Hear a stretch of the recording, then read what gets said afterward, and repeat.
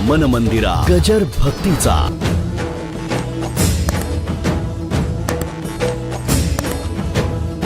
लग्नाला बसताना नमन करावं, आई वडिलाला नमन करावं, वाडवडिलांना नमन करावं, पहिल्यांदा गणपतीला नमन करावं, मग आपल्या इष्टदेवतेला नमन करावं, गुरुजनांना नमन करावं. त्या नमन करण्या मागे हेतू एक असतो की आहे ते कार्य सिद्धीला जावं.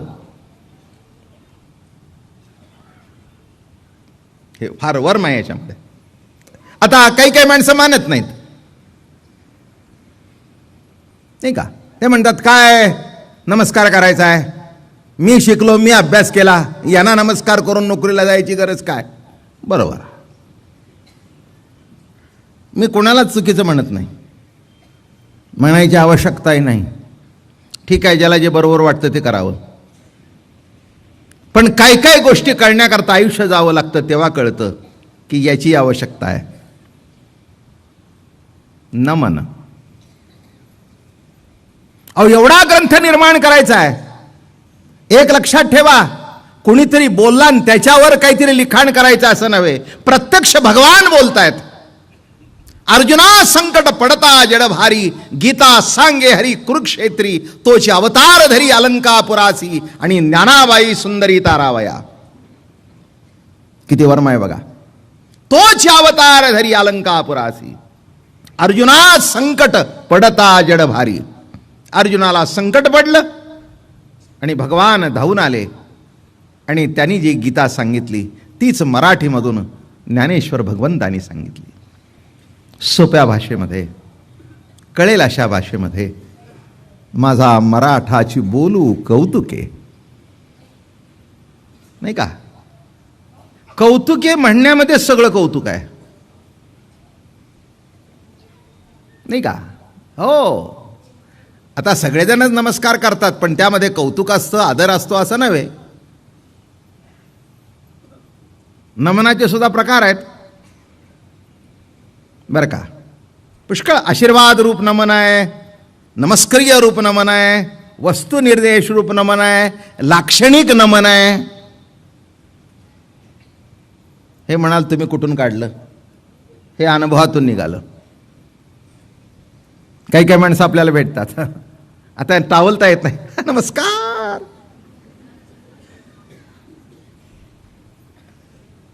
माझं बोलणं कळलं का? मी म्हटलं हे तर नालायक आहे, वागताय का? म्हटलं गल्लीत राहायचं आहे. आता काय नमनाची जात असेल? नमनच आहे. माझं बोलणं कळलं का? हे नमन नाही का?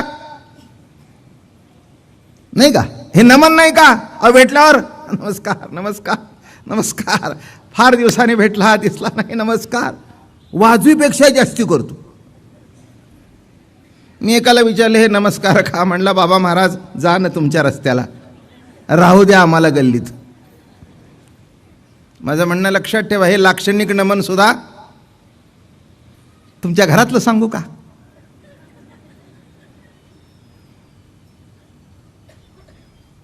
जेव्हा एखादी सून नको असते, ही तू करू नकोस, मी तुला सांगते बाळ्या. पण बाळ्या म्हणला आय लव्ह हर.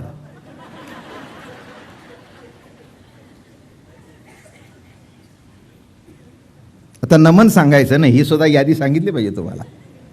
बाळ्या म्हणला आय लव्ह हर. ती म्हणली आता कर काय करायची ती. आता तिलाही माहिती असते हिची लव लव सासूची, तेव्हा ती लग्न झाल्यावर करते.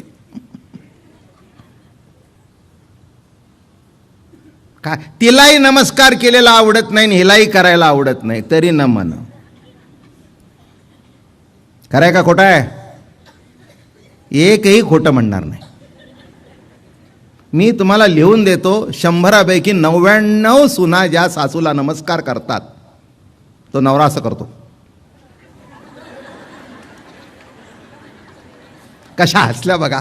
कालपासून एवढ्या हसल्या का दिलको? हसल्याच नाहीत, कारण हा अनुभवजन्य आहे. ते आशीर्वादयुक्त नामकं त्यांच्या अनुभवात नाही, पण हे लाक्षणिक नमन त्यांना माहितीच आहे. किती अवघड आहे बघा. नुसतं आपलं काय. मग नवरा सांगतो पाया पड ना, मी तुम्हाला सांगितलं होतं, I am not going to bow before anyone. तो म्हणला माझी आई 2 दिवस राहायचंय, मग आपण निघालो उडत, तेव्हा 2 दिवस तरी कर. माझं म्हणणं कळलं का? लाक्षणिक नमस्कार. काही काही माणसं उगीच देवळावर जाताना देव बी मानत नाहीत, पण उगीच असं करतात. असंही आहे. मी एकाला विचारलं, तू म्हणतो देव मानत नाही असं का करतो? म्हणला लहानपणापासून वडिलांनी लावलेलं वळण, त्यामुळे देवळा पुढून गेलं की माझा हात असा करतो. मी नाव गाव सांगत नाही, पण या महाराष्ट्रातले एक मोठे विद्वान होऊन गेले. ते एरवी बसले की चर्चेला की नाही, पण ते वाद घालत बसायचे की देव नाही म्हणून. एकदा असे रस्ते निघाले होते, 2-3 मित्र होते त्यांच्याबरोबर.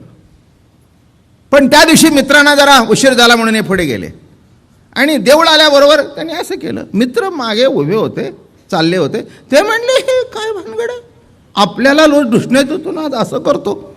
दोघं म्हणले बोलू नका त्याला, अजिबात बोलू नका, उद्या बघू. उद्या दुसऱ्या दिवशी उशिरा आले, पुन्हा असं. अरे आपल्याशी भांडण करतो आणि जाताना असं करतो.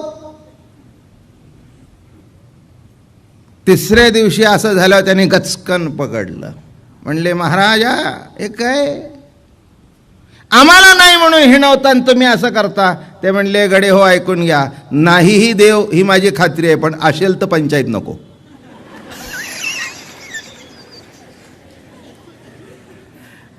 असं बोलणं कळलं. देव नाहीही माझी, पण असेल तर पंचायत नको. म्हणजे एक लक्षात घ्या, असेल तर नसेल तर नाही. काय तसं अशाही प्रकारची मी नमन सांगतोय बरं का, विषयांतर कुठेही करत नाही. ते म्हणाल बाबा महाराज काय सांगतायत, ही नमनच सांगतो, ही सगळी एक प्रकारची नमनच आहेत बरं का. मग हेही नमनच बरं का. आता जरा पुढे जाऊया. काही काही नमन जी असतात ती आशीर्वाद घेण्याकरता असतात. महाराज आपला आशीर्वाद असू द्या बरं, कधी मनापासून असतं, मनापासून असतं की आपला आशीर्वाद असू द्या. गजानना आम्ही निघालोय बरं का कामाला, मुलगी बघायला निघालोय, आशीर्वाद असू द्या. मुलगा बघायला निघालोय, आशीर्वाद असू द्या. हां, चांगल्या कामाला निघालोय, आशीर्वाद असू द्या. मग हे जे नमन आहे ते आशीर्वादयुक्त नमन आहे बरं का. हो, प्रार्थना करावीच लागते. एक मी तुम्हाला माझ्या आयुष्यातलं मोठं सांगतो बघा. माझ्या आयुष्यात अभ्यासाने मला किती आलं हे मला माहिती नाही, पण आशीर्वादाने भरपूर दिलं हा माझा अनुभव आहे. आशीर्वादाने किती आलं मला माहिती नाही, वाचन माझ्या किती उपयोगी पडलं हेही मला माहिती नाही. मला एकच कळतं, किती वाचा किती पाठ करा, पण इथे जर तुमच्या पुढे सुचलं नाही तर त्या पाठाचा काय उपयोग आहे, त्या अभ्यासाचा काय उपयोग आहे. लक्षात ठेवा, आयत्या वेळेला ते सुचवणं की जेणेकरून तुम्हाला बरं वाटेल असं सुचवणं हा देवाचा आशीर्वाद असतो, हा देव करत असतो. म्हणून या जगात एवढा मोठा साहित्यिक झाला नाही ज्ञानोबा इतका, ते शेवटी हेच म्हणाले, तुम्ही बोलविली आम्ही बोलेन, तुम्ही बोलवलं तर मी बोलीन. त्याच्याकरता महाराज मला आपला आशीर्वाद पाहिजे. आणि म्हणून आपल्याकडे एक परंपरा आहे बरं का, आशीर्वाद मागण्याची. तसे या ठिकाणी आशीर्वाद मागतायत. जी जी इच्छा असेल, जी जी वस्तू असेल ती प्राप्त व्हावी त्याच्याकरता आशीर्वाद मागणं. दुसरा भाग असा आहे, एक आपल्याकडे कमीपणा घेऊन आशीर्वाद मागणं. हे नमस्क्रिय व्यक्त जो आशीर्वाद आहे, आपल्याकडे कमीपणा घेऊन, महाराज मला काय कळतंय, आपली कृपा असू द्या. पहिलं काय, आशीर्वाद द्या. दुसरं आपल्याकडे कमीपणा घेऊन आशीर्वाद मागणं. ही एक आशीर्वाद मागण्याची पद्धत आहे. ज्ञानेश्वर महाराजांनी आपल्याला ज्ञानेश्वरी सुंदर लिहिले बघा. एरवी तरी मी मूर्खू जरी झाला अविवेकू, पण संत कृपा दीपकू तो जळू असे. मी मूर्ख आहे, मला काही कळत नाही. कितीही जरी शहाणा असला तरी आपल्या गुरुपुढे, आपल्या आईपुढे, वडिलापुढे, गुरुजनांच्या पुढे कमीपणा घ्यावा. महाराज मला काही कळत नाही बरं का, मला काही कळत नाही बरं का, माझा सांभाळ करा. आम्हाला आमच्या महाराजांनी माळ घालताना जसं हरिपाठ म्हणाले, ज्ञानेश्वरी वाचा म्हणाले, तसा एक मंत्र दिला. ते म्हणाले देवापुढे संतापुढे नमस्कार करताना मानसपूजा झाल्यानंतर एक म्हणावं, महाराज मला काही कळत नाही, माझा सांभाळ करा. आपल्याला नाही वाटत याच्या इतकी मोठी प्रार्थना दुसरी नाही. केवढी मोठी प्रार्थना, मला काही कळत नाही, माझा सांभाळ करा. फार मोठी प्रार्थना. तिथे अनन्य होणं बरं का. अहो नुसतं जरी तुम्ही म्हटलं ना तुमची कृपा, अहो केवढं बरं वाटतं. आणि मनापासून म्हटलं तर ती कृपा फलद्रूप होते. म्हणून सद्गुरूजवळ कमीपणा घेणं, गुरुजनांच्या जवळ कमीपणा घेणं, देवाजवळ कमीपणा घेणं आणि अनन्य होणं त्याला म्हणावं. म्हणून आपल्याकडे एक पद्धत आहे असं करायची. काही काही बाबतीत ठीक आहे बरं का, काही काही बाबतीत ते काही बरोबर आहे असंही मला वाटत नाही. मला नेहमी असं वाटतं एवढी तरी आपल्यावर का पाळी व्हावी की देवापुढे तरी थोबाडीत मारून घ्यावी. नाही कळलं. याच्याकरता साधू संतांचं मार्गदर्शन असेल तर अशी करायची पाळी येणार नाही. पण एक पद्धत आहे, त्याच्यामध्ये अर्थ कळला की न जाणो, कळत न कळत. अर्थ काय त्याच्यातला की माझ्या हातून तर तशी चूक घडलेली जाणून नाही, पण कळत न कळत. नाही का. आता एक मोठा पोलीस ऑफिसर होता, तो रोज 5-50 तरी भडकवायचा. पण एकदा देवाच्या दारातून असं करत होता. मी त्या अधिकाऱ्याला हात धरला, म्हटलं रोज किती थोबाडीत मारता? म्हणले 5-50 तरी मारतो. मग आज इथे का मारलं? म्हणले चुकून जर कोणाला न मारायची असताना मारली तर मारून घेतो. चुकून. खरंच आहे ना, खरंच आहे ना. जीवनामध्ये बाबा महाराज असू दे नाही तर कोण असू दे, कोणीही छातीला हात लावून सांगण्याची गरज नाही की मी चुकलो नाही आणि चुकणार नाही. कोण केव्हा चुकेल हे सांगता येत. हो, काही काय माणसं म्हणतात आजपर्यंत मी रस्त्याने कधीच घसरून पडलो नाही, आज पडलो. कधी पडला नाही म्हणून आज पडला. असं म्हणण्याची गरज नाही की मी कधी पडलो नाही. असं म्हणण्याची सुद्धा गरज नाही की मी चुकणार नाही. आतापर्यंत चुकलो नाही आणि इथून पुढे चुकणार नाही म्हणण्याची गरज नाही. माणूस आहे. इंग्रजीमध्ये एक म्हण आहे, to air is human.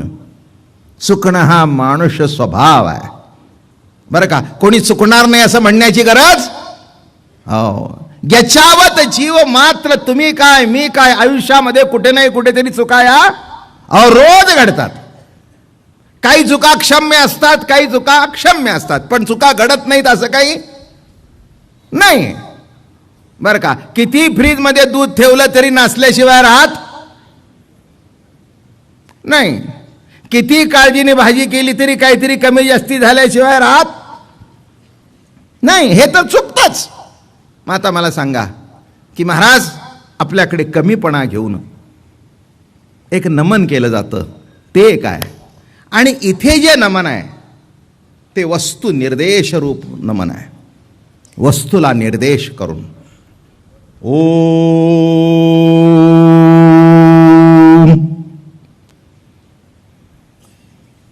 Dnyaneshwar Maharaj हे एक ज्ञानियांचे राजे असल्या कारणाने त्यांचं नमन होता त्याच लेवलचं.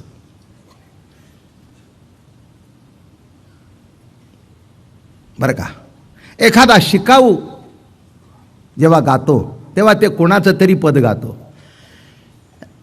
आणि एखादा कसलेला गवई जेव्हा गातो तेव्हा त्याचं गाणं असं असतं, त्यांनी यमन गाऊ दे, त्यांनी बागेश्री गाऊ दे. आज यमन हजारो वर्ष गायला जातोय, पण माणसं म्हणतात आजच्यासारखा यमन आम्ही ऐकला नाही, आजच्यासारखी बागेश्री आम्ही ऐकली नाही. याचा अर्थ नीट लक्षात घ्या, त्याच्यामध्ये ओरिजिनॅलिटी काहीतरी आहे बरं का. तो त्याच्यातला जगद्गुरू आहे. तसं ज्ञानेश्वर महाराज जेव्हा नमन करतील तेव्हा त्यांच्या नमनाची पद्धत सुद्धा निराळी आहे. मोठं कौतुक आहे. वस्तू निर्देश, त्या नमनातूनच वस्तूचा निर्देश करतात. ओम. काल मी आपल्याला सांगितलं, आज श्रोते भरपूर वाढले, जवळजवळ हॉल पूर्ण झाला आहे. आज रविवार आहे आणि हळूहळू माणसांना माहिती होते, माणसं आवडीने आली. काल मी एक महत्त्वाचा भाग सांगितला. शब्द उच्चार, दाताला स्पर्श, टाळूला स्पर्श असे होत असतात, नाही का. पण ओंकार कसा होतो, काल आपल्याला काय सांगितलं, काही खटपट नाही.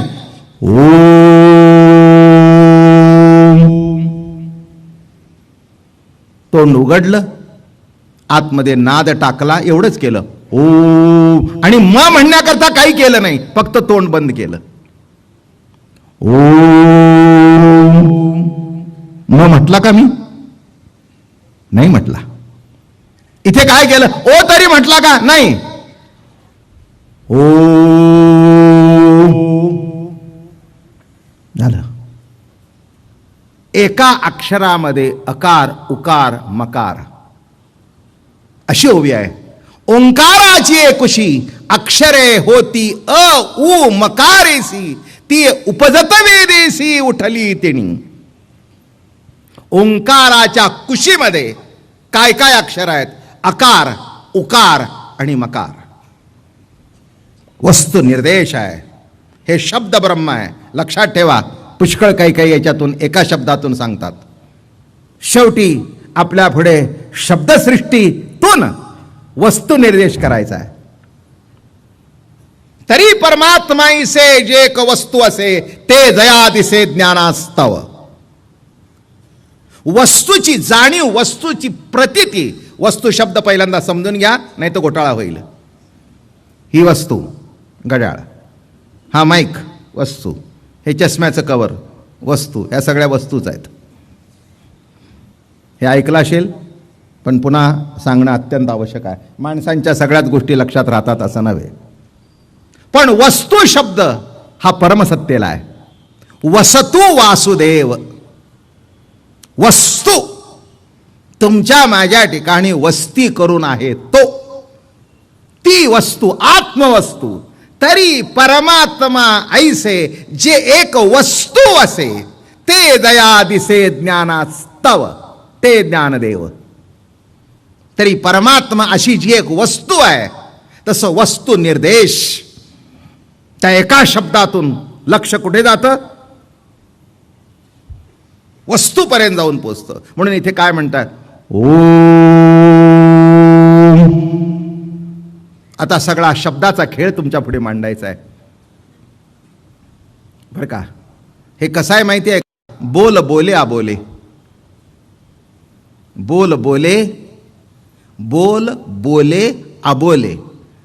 जे आबोल आहे, जे कधी बोलत नाही पण ज्याच्यानी बोलणं आहे, जे बोलण्यात येत नाही असं जे अबोल आहे, ते बोलण्यातून प्रगट करणं, हाच या प्रवचनाचा हेतू आहे. लक्षात आलं का? बोलणं दिसतं पण बोलवणारा दिसत नाही. बोलवणारा दिसला नाही तरी हरकत नाही, पण आहे एवढं तरी कळू दे. माझं म्हणणं कळलं काय? नका दिसेना, नाही दिसला तरी हरकत नाही, पण आहेपणाची प्रतीती तरी येऊ दे. तसं या प्रवचनाच्या माध्यमातून त्या ईश्वरी सत्तेच्या आहेपणाची प्रचिती घेणं, याच्याकरता महाराजांनी सुरुवात केलं.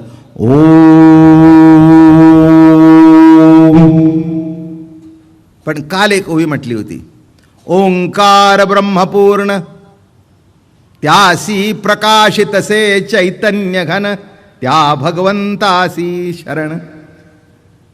बघा, ज्यांना गायत्री मंत्र माहिती असेल त्यांना माहिती असेल की सुरुवात कशी होते गायत्री मंत्राची. ओम नाही, हरी ओम. सुरुवात कशी आहे? हरी ओम. म्हणजे ओम हे शब्द ब्रह्म आहे, पण तो ओंकार प्रगट कुणामुळे होतो? हरी. ब्रह्मदेवाच्या कंठातून जो पहिला प्रगट झाला ओम, म्हणून त्याच्या तोच लक्षात आला. आणि जेव्हा वेदाचं लिखाण केलं गेलं तेव्हा ओंकारापासून सुरुवात झाली. मन मंदिरा गजर भक्तीचा.